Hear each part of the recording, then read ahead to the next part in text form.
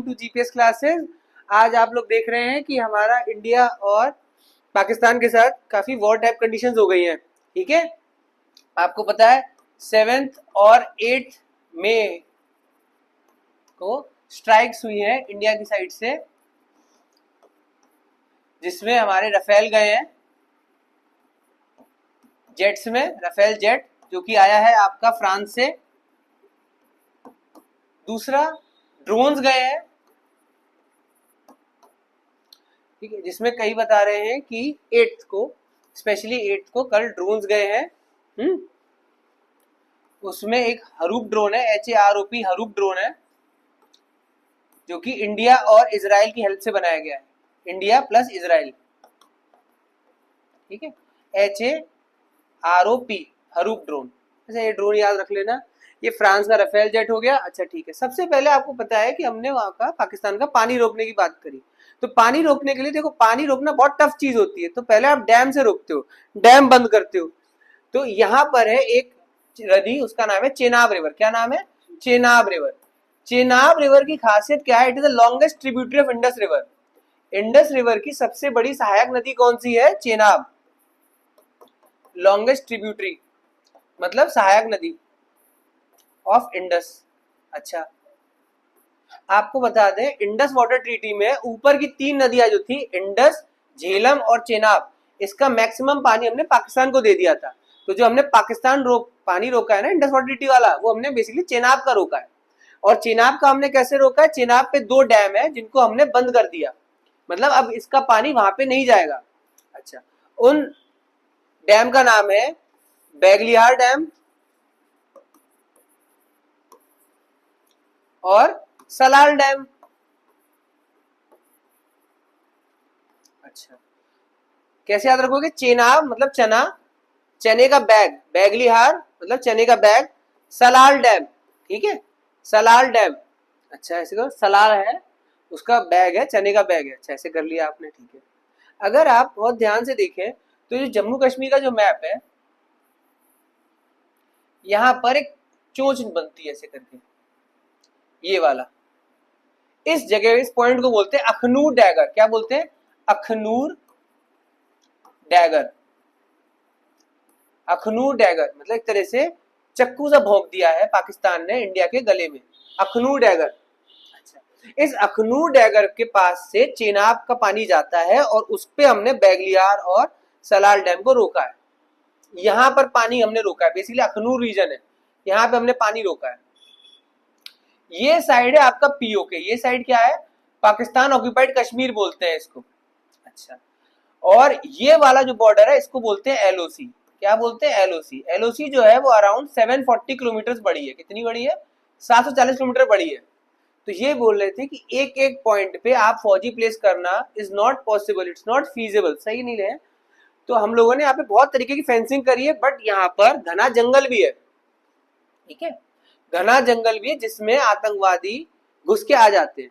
अच्छा, इतना आपने यूज किया, इतना आपने देखा अभी। इसमें क्वेश्चंस क्या क्या आएंगे? नंबर 1, राफेल जेट कहां से लिया? हमने फ्रांस से लिया है। ये किस कंपनी का? डसॉल्ट कंपनी का है, DASAULT, डसॉल्ट। जिसमें हमने जो मिसाइल यूज करी है उसका नाम है बराक मिसाइल। क्या नाम है? Barak missile. ये बराक मिसाइल भी हमने इजराइल से ली है। कहां से लिए? इजराइल से लिए। कंफ्यूज मत हो जाना कि बराक तो ओबामा था तो अमेरिका से लिया होगा बराक, नहीं, बराक मिसाइल इजराइल से ली है। अच्छा, एक और क्वेश्चन है, हरूप ड्रोन। हरूप ड्रोन इंडिया ने किसकी हेल्प से बनाया है? इजराइल की हेल्प से बनाया है। तो आप देख सकते हैं इजराइल और हमास वॉर चल रहा था, तो उसमें इजराइल एक बहुत बड़ा सपोर्टर बनकर आया है। किसका? इंडिया का। इजराइल इंडिया के साथ है, तो आप समझो एक पूरी टीम, पूरी टीम क्या है? इजराइल, इंडिया, अमेरिका, ये एक तरफ हो गए। जबकि इंडिया का बहुत सारा रशिया के साथ रिश्ता भी है, तो रशिया भी हमारी साइड हो गया, तो एक टीम बन गई। On the other hand Israel के अगेंस्ट कौन सी कंट्री थी? सीरिया, लेबनान और स्पेशली ईरान और टर्की। क्या? टर्की। तो इनकी एक टीम बन गई। टर्की के साथ हमने ऑपरेशन दोस्त किया, उसके बाद भी टर्की ने पाकिस्तान को सपोर्ट किया। इस आतंकवादी हमले पे भी टर्की ने सपोर्ट किसको किया? पाकिस्तान को। ठीक है, क्वेश्चंस आपके ऐसे आएंगे इसमें कि चेनाब रिवर सबसे बड़ी ट्रिब्यूटरी है इंडस की, सहायक नदी, ये क्वेश्चन है। ठीक है, अखनूर डैगर कहां पर है आप बोलोगे, जम्मू कश्मीर सदर्न सेक्टर पे, और यहाँ पर जम्मू पड़ता है, और ये जम्मू पे ही है आपकी वैष्णो देवी, जम्मू में ही आपकी वैष्णो देवी कटरा के पास, कश्मीर में नहीं। अच्छा, इंडस वाटर ट्रीटी में कौन सी 3 नदियां गई हैं, इंडस, झेलम और चेनाब, जिसमें बैगलिहार डैम और सलाल डैम किस नदी पर है, चेनाब नदी पर है। तो ये तो आपका एक बेसिक पार्ट हुआ, पार्ट 1। अब आपने इतना नोट कर लिया तो उसके बाद अगला देखते हैं। चलो अब एक और चीज देखो, इंडिया यहां पर इतना, ये वाला जो पोर्शन है इसको बोलते हैं आप पीओके, ये वाला पीओके पे हमारा बॉर्डर एक और है, उसको बोलते हैं डूरन लाइन। क्या बोलते हैं, DURAND, डूरन लाइन है, जो कि हमारी है अफगानिस्तान के साथ। किसके साथ है, अफगानिस्तान के साथ। इंडिया का शॉर्टेस्ट बॉर्डर किसके साथ है, अफगानिस्तान के साथ। इतना वाला रीजन है, इसे बोलते हैं अक्साई चिन्ह। क्या बोलते हैं, अक्साई चिन्ह। ये आपका LAC वाली लाइन है, इसको बोलते हैं LAC, line of actual control, line of actual control. याद रहे, इस वाले अक्साई चिन्ह वाले रीजन पे इंडियन आर्मी और इंडिया गन्स का यूज नहीं होता, ना चाइना की साइड से ना हमारी साइड से गन्स का यूज नहीं होता। इवन हमारी चाइना के साथ एक मिलिट्री एक्सरसाइज होती है, उसका भी नाम है हैंड इन हैंड, हाथों में हाथ। ये क्या है, मिलिट्री एक्सरसाइज इंडिया और चाइना की होती है। ये हुआ मिलिट्री एक्सरसाइज, मतलब कि आपके भी सैनिक आते हैं, हमारे भी सैनिक आते हैं, और हम लोग दूसरे से सीखते हैं। आज के टाइम पे सबसे बड़ा युद्ध हमारा किससे है, आतंकवादियों के साथ है, टेररिज्म। अच्छा, यहां पे जो पॉइंट है वहां पर है आपका सियाचिन ग्लेशियर। क्या है, सियाचिन ग्लेशियर। इस सियाचिन ग्लेशियर से नदियां निकलती हैं, उस नदी का नाम है नुब्रा रिवर और श्योक रिवर। अच्छा जी, ये रहा अखनूर डैगर, आप देखो मैप में भी ऐसे दिख रहा है ना, डैगर जैसा ये रहा। और ये देखो चेनाब, अखनूर डैगर है, इस वाले को बोलते हैं। इस पॉइंट से ही ज्यादातर आतंकवादी और ड्रग्स घुसता है।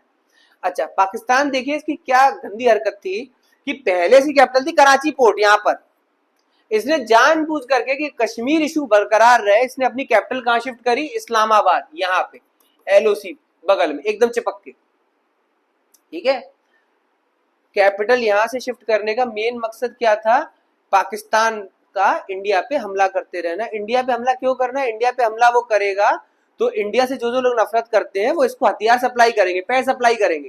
तो इसकी मेन इकोनॉमी वो नहीं है जो गदर पिक्चर में आपने देखा होगा कि कॉटन आ रहा है यहाँ से और यहाँ से चीनी आ रही है, वो नहीं है मेन इकोनॉमी। मेन इकोनॉमी से क्या हो गई है कि बस इंडिया को तंग करते रहो, परेशान करते रहो, तो तुम्हें पैसे और हथियार मिलेंगे। ठीक है, आतंकवाद का मेन मकसद क्या होता है, टेररिज्म। क्या होता है, टेररिज्म।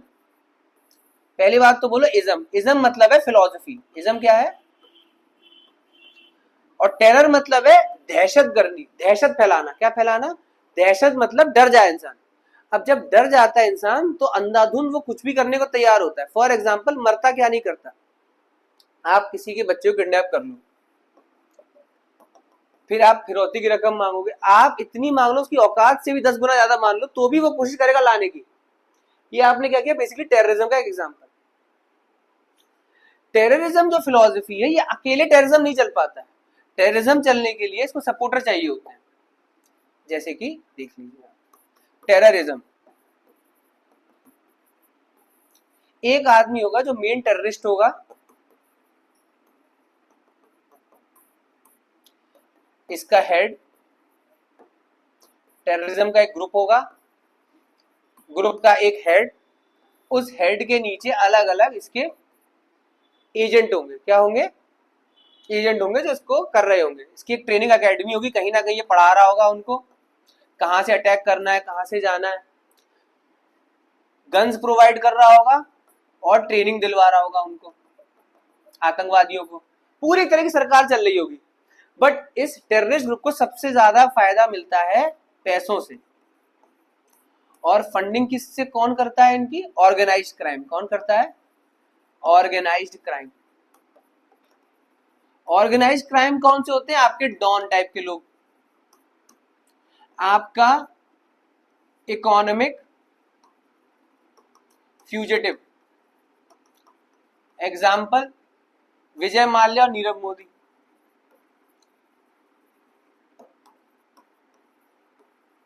इनका मेन काम क्या है? इनका मेन काम ये है कि करप्शन करके, पैसे की मनी लॉन्ड्रिंग करके, पैसे किसी न किसी तरह से चोरी चकारी करके खींचे और उस पैसे को सप्लाई करें आतंकवादी ग्रुप को।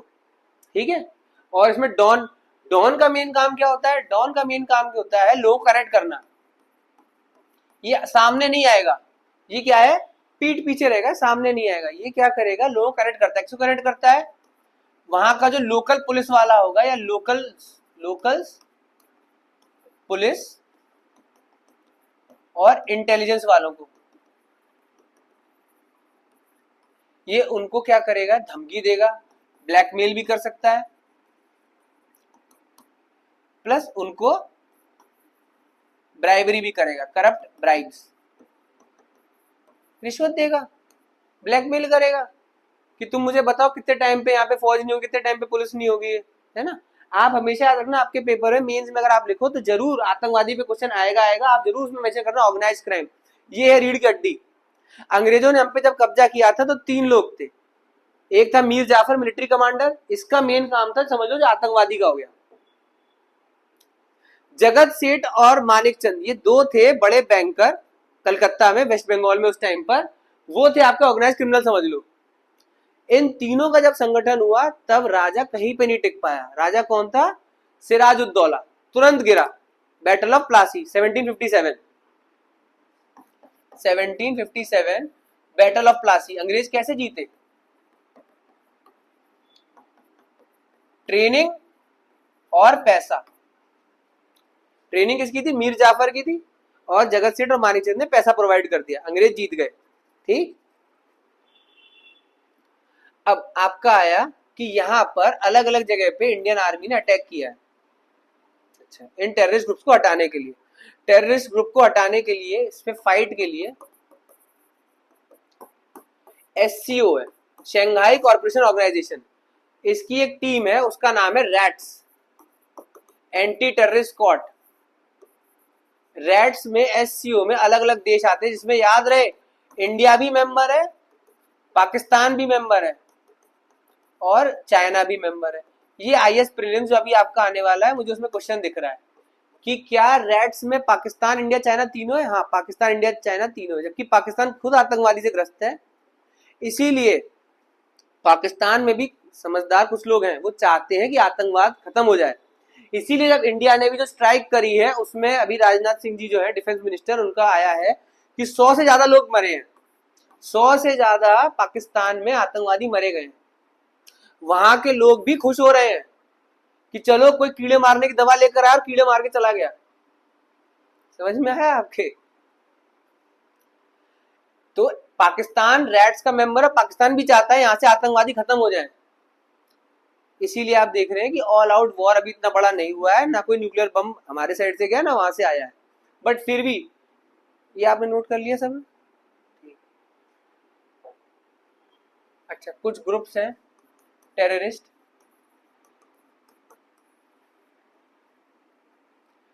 इंडिया के अंदर जो है उन्हें हम पूरी तरह टेररिस्ट नहीं बोलते हैं। इंडिया के अंदर जो है नक्सलाइट्स, हम इनको बहुत पूरा मौका देते हैं सुधरने का, पूरा। इनके साथ वैसा व्यवहार नहीं जैसा आतंकवादियों के साथ होता है, याद रहे। नक्सलाइट, पांग सिंह तोमर देखिए आपने, बागी, उस तरीके का पूरी तरह व्यवहार नहीं है जैसा आतंकवादी के साथ है। रफेल नहीं भेजे कभी हमने छत्तीसगढ़ में और झारखंड में नक्सलाइट को मारने के लिए, हुआ है? हमने उनको ठीक करने की कोशिश करी हमेशा। और कैसे ठीक किया हमने उनको? Eklavya model school, Eklavya model tribal schools. आपने देखा हरूप ड्रोन हम भेज रहे हैं झारखंड में मारने के लिए? कभी नहीं। हम स्कूल बनाएंगे, उन लोगों को हम मन ठीक करके करेंगे कि भाई ऐसा मत करो। इनका जो आइडियोलॉजी है वो माओइस्ट है, माओइस्ट। तो चाइना एरिया ना, चाइना का माओइस्ट, माओवादी, उनको हम ठीक करना चाह रहे हैं। एक तरीका ये होता है, ये हम अपनों के साथ कर रहे हैं, बट पाकिस्तान के साथ जो हमारा वॉर चल रहा है उसमें हम ये नहीं कि पाकिस्तान जाके स्कूल खोलना है इंडिया। अमेरिका ने कुछ ऐसी ही हरकत करी थी अफगानिस्तान को ठीक करने के लिए। ये अफगानिस्तान है, अमेरिका ने बोला कि मैं चाहता हूं मार पिटाई नहीं, स्कूल खोलूं मैं अफगानिस्तान में और अफगानिस्तान के लोगों को स्कूल भेज के ठीक करूं। अमेरिका को 24 साल लग गए। क्या अफगानिस्तान ठीक हुआ? नहीं ठीक हुआ, वो ढीठ है। अगर आपको अफगानिस्तान ठीक करना है तो इसे इंटरनली ठीक होना पड़ेगा। क्या? इंटरनली ठीक होना पड़ेगा। अगर आपको चाहिए कि आपका पेपर निकले तो आप इंटरनली ठीक हो। ये नहीं कि कोचिंग ज्वाइन कर ली, 10 लोग चांटे मार रहे हैं, गाली दे रहे हैं तो पेपर निकलेगा, नहीं। खुद से भी तो बदलो। आपको भी मालूम है कि आतंकवादी पे जो क्वेश्चन आएगा वो मेंस में आएगा, प्रीलिम में इतना नहीं आएगा।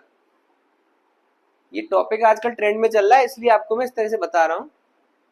Naxalite Maoist Eklavya model school ठीक करने के लिए इंडिया पाकिस्तान को ठीक नहीं कर पाया और ना करना चाहते हैं। हमने कभी नहीं बोला कि हम यहाँ पे यूनिवर्सिटी बनाएंगे, यहाँ पे हम स्कूल खोलेंगे, यहाँ पर हमने आयुष्मान पाकिस्तान स्कीम लेकर आए क्या? नहीं लेकर आए। आयुष्मान पाकिस्तान ऐसा है क्या? नहीं है। आयुष्मान भारत स्कीम है हेल्थ के लिए। स्वच्छ भारत है कि स्वच्छ पाकिस्तान है? स्वच्छ भारत अभियान है। 24 साल लग गए अमेरिका को अफगानिस्तान को तमीज तहजीब सिखाना। तमीज तहजीब वो कैसे सिखाता है? इंस्टीट्यूशंस के द्वारा। क्या बोलता है वो? इंस्टीट्यूशंस। इंस्टीट्यूशंस में सबसे पहले आता है जस्टिस। जिस देश में न्याय नहीं मिलता है, लॉ एंड ऑर्डर नहीं मिलता है, वो देश खत्म हो जाएगा।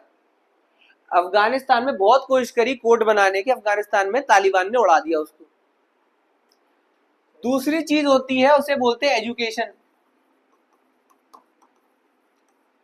आप एजुकेशन ये समझो, एजुकेट ऐसे एजुकेट करना है कि सेकुलर एजुकेशन। तो एनसीईआरटी किताब आती है उसकी, ना तो कोई गुरुकुल की किताब, ना कोई मदरसे की किताब, ना कोई बाइबल की किताब। समझ में आ रहा है? कौन सी किताब चाहिए आती है आपको? एनसीईआरटी वाली टाइप, सेकुलर हो। सेकुलर मतलब धर्मनिरपेक्ष वाले विचार हो उसमें। Justice, education.